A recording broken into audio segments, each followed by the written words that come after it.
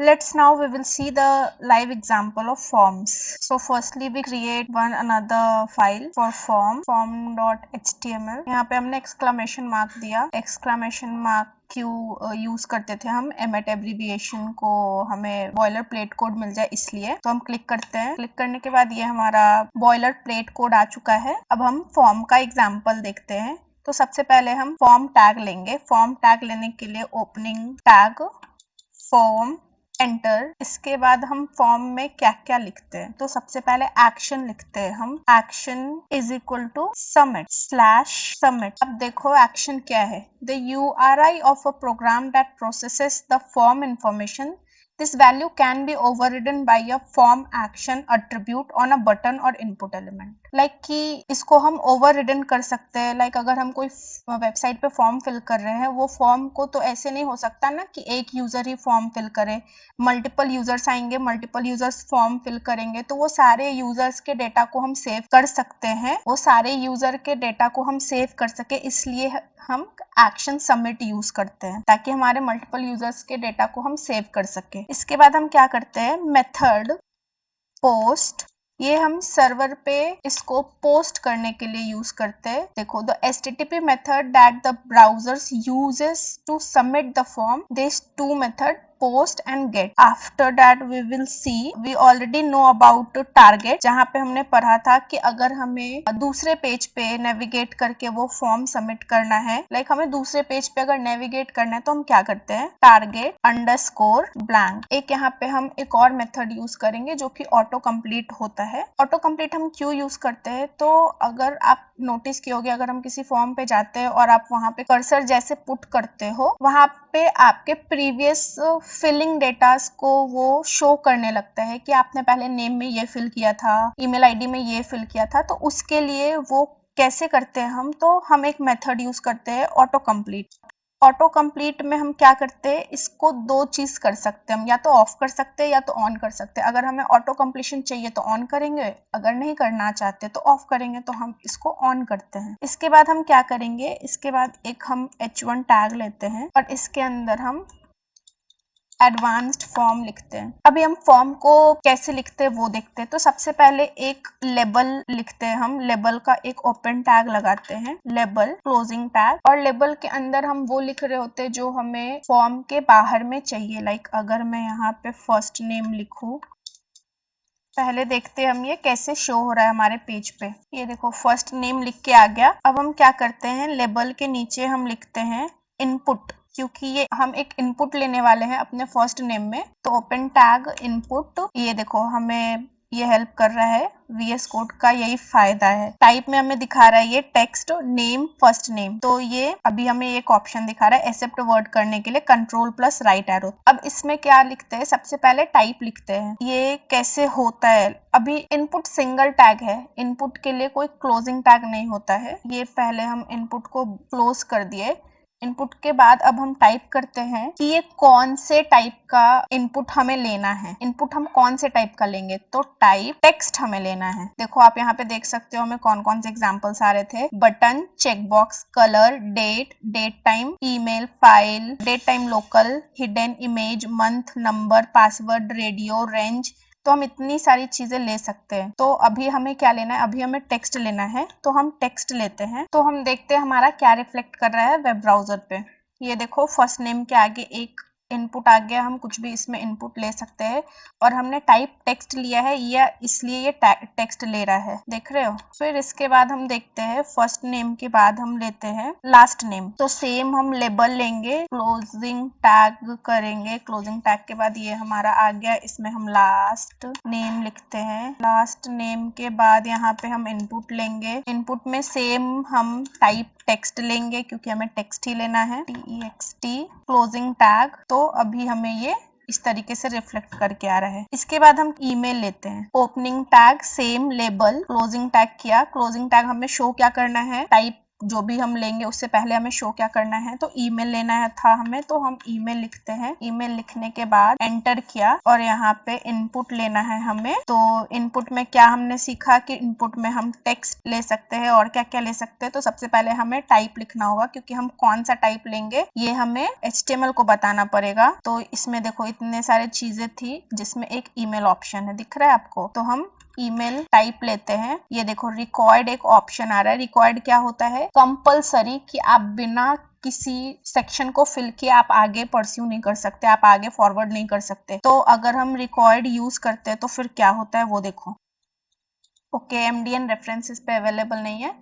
Required is like कि अगर आप ईमेल आपको फिल करना है फॉर्म में, तो आप बिना फिल किए उसको बाकी के नीचे के सेक्शंस को फिल नहीं कर सकते। तो अभी हम देखते हैं हमारा रिफ्लेक्ट क्या करके आ रहा है। ये देखो ऐसा रिफ्लेक्ट करके आ रहा है। अभी यहाँ पे एक ब्रेक लाइन चाहिए, हमें ईमेल नीचे चाहिए, तो हम क्या करेंगे, यहाँ पे एक ब्रेक लाइन लगाते हैं हम। और ब्रेक लाइन लगाने के बाद ये देखो अभी हमारे नीचे आ गए। अभी हमें ये बहुत ऐसे चिपका चिपका दिख रहा है, तो इसको हम और एक ब्रेक लाइन लगाते हैं और ये देखो अभी हमारा कैसे दिख के आ रहा है। एक चीज और बताते हैं हम यहाँ पे, there is one method called placeholder. तो हम प्लेस होल्डर क्यों यूज करते हैं वो देखते हैं। तो यहाँ पे क्या करते हैं, इनपुट टाइप में हम टेक्स्ट लिख चुके हैं, यहाँ पे हम प्लेस होल्डर में हम एक ऑप्शन लिखते हैं जिसमें हमें दिखेगा कि ये क्या रिफ्लेक्ट करके आ रहा है। ये देखो हम एज अ रेफरेंस यूज करते हैं कि हमें उस सेक्शन में लिखना क्या है। तो फर्स्ट नेम में जैसे अगर जॉन लिख के आया तो हमें मालूम लग गया कि अभी इसमें एक नेमिंग कन्वेंशन है, ये नेम ही कर सकते हैं हम। उसी तरीके से लास्ट नेम में अगर हम ऐसा करते हैं प्लेस होल्डर में हम क्या करते हैं, ये देखो ऐसा आ रहा है। वैसे उसी तरीके से हम अपने ईमेल में प्लेस होल्डर टाइप करते हैं। प्लेस होल्डर में हम इस तरीके से लिखते हैं john@gmail.com। तो अब हमें वहां पे शो होएगा प्लेस होल्डर में कि हमें लिखना क्या है ईमेल में। ये देखो अब हम देखते हैं हमारा रिफ्लेक्ट क्या हो रहा है। ये देखो इसमें अभी हमें रेफरेंस आ रहा है कि हमें क्या फिल करना है ईमेल सेक्शन में। अब हम क्या करते हैं, ईमेल के बाद डेट ऑफ बर्थ डालते हैं। तो डेट ऑफ बर्थ में फिर वापस से क्या लेंगे, हम लेबल लेंगे। लेबल में क्या करना है, हमें लेबल के बीच में जो हमें एज अ नेम चाहिए वो हम डालेंगे। तो यहाँ पे डेट ऑफ बर्थ लिख रहे हैं हम। डेट ऑफ बर्थ के नीचे इनपुट टैग लेना है, क्योंकि हमें इनपुट कराना है लास्टली। टाइप लेंगे हम। टाइप में हमें क्या लेना है, टाइप में हमें डेट लेना है। तो डेट लिया हमने, इसके बाद क्लोजिंग टैग किया। अब हम एक चीज और सीखते हैं कि जैसे यहाँ पे फर्स्ट नेम में प्लेस होल्डर में हम जॉन लिखे, उसी तरीके से और भी इसमें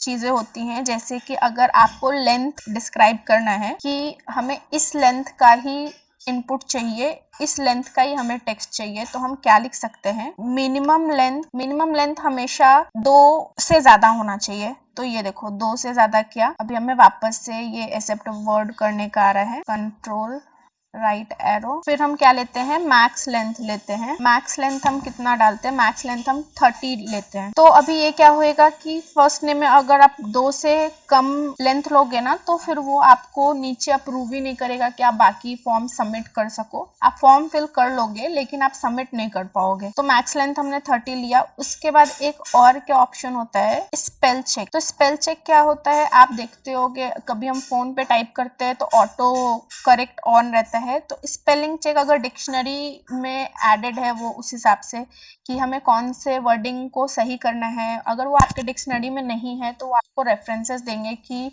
शायद से ये गलत स्पेलिंग है या ऐसा कुछ। तो उसके लिए हम क्या करते हैं, स्पेल चेक में 2 ऑप्शन होते हैं, ट्रू और फॉल्स। तो हमें क्या करना है, इसको ट्रू करना है ताकि ये ऑन हो सके। इसके बाद हम देखते हैं वैसे ही कि ईमेल में कौन कौन से फंक्शंस होते हैं। तो आप एक ऑटो कैपिटलाइज ऑप्शन ऑफ कर सकते हो या ऑन कर सकते हो, क्योंकि आपको भी मालूम है अगर जब हम लिखना शुरू करते हैं किसी भी फॉर्म में तो वो ऑटो कैपिटलाइजेशन ऑन हो जाता है। लाइक अगर आप फर्स्ट वर्ड लिखते हो तो ऑटो कैपिटलाइज वो फर्स्ट लेटर कैपिटल हो जाता है। तो हम उसके लिए क्या करेंगे कि ईमेल में हमें जो यूजर डाल रहा है वही हमें चाहिए, हमें एक्स्ट्रा से कोई कैपिटल या कोई स्मॉल लेटर नहीं चाहिए। अगर यूजर कैपिटल करना चाहे तो वो कैप्स लॉक ऑन करके वो टाइप करेगा, अदरवाइज ऑटोमेटिकली ये ऑफ रहेगा, ऑटो कैपिटलाइज, ये देखो इसमें कौन से ऑप्शंस आते हैं। तो ऑटो कैपिटलाइज में हम क्या करने वाले हैं, ऑटो कैपिटलाइज में हम इसको ऑफ करने वाले हैं। इनपुट के बाद हमने क्या लेना है, टाइप की, हमें कौन से टाइप का डेटा इनपुट में लेना है। तो हम टाइप लेंगे, और टाइप में अगर फोन नंबर ले रहे होते हैं तो हमारा टाइप होता है TEL। ओके, अभी देखो वापस से हमारा रेफरेंस आ रहा है कि हमें आगे क्या लिखना चाहिए।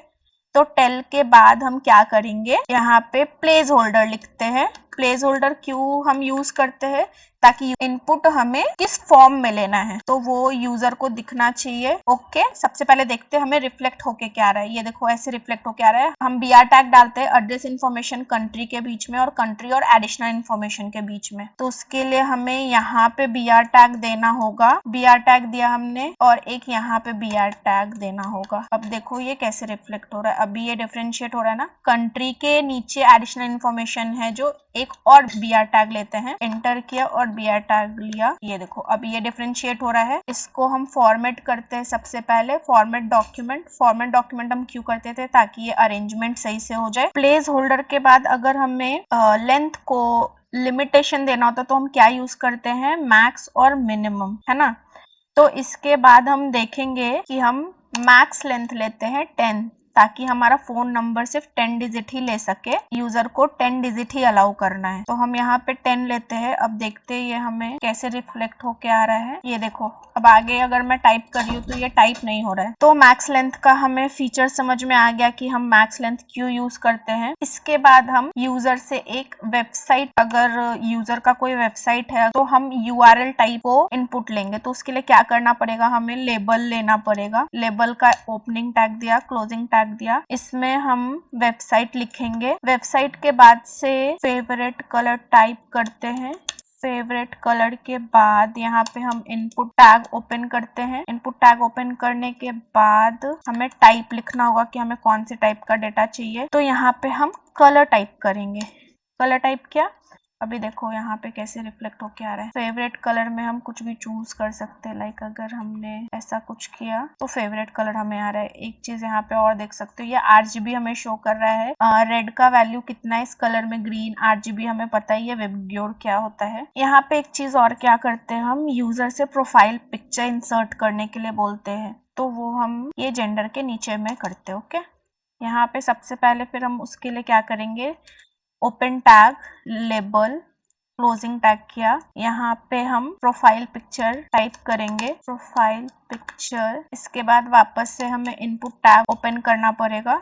क्लोजिंग टैग दिया, इनपुट टैग के बाद फिर टाइप हमें कौन सा लेना है, तो टाइप हमें फाइल लेना है। फाइल, अभी फाइल के साथ क्या होगा वो आप देखो। अगर मैं प्रोफाइल पिक्चर, हमें इमेज या PNG फॉर्म लेना है, या फिर हमें फाइल लेना है। लाइक अगर प्रोफाइल पिक्चर में हो सकता है कोई इंसर्ट कर दे PDF, तो उसके लिए हमें क्या करना होता है। ये देखो कहाँ गया हमारा फाइल, चूज फाइल किया। चूज फाइल करने के बाद यहाँ पे देखो हमें PDF भी अपलोड करने के लिए आ रहा है, फिर डॉक्यूमेंट भी अपलोड करने के लिए आ रहा है, यहाँ पे एप्लीकेशंस भी आ रहे हैं, यहाँ पे इमेज भी आ रहा है। तो ये हमें नहीं चाहिए। तो इसके लिए हम क्या करते हैं, यहाँ पे एक्सेप्ट ओनली इमेज, हमें सिर्फ इमेज इंसर्ट कराना है यूजर से।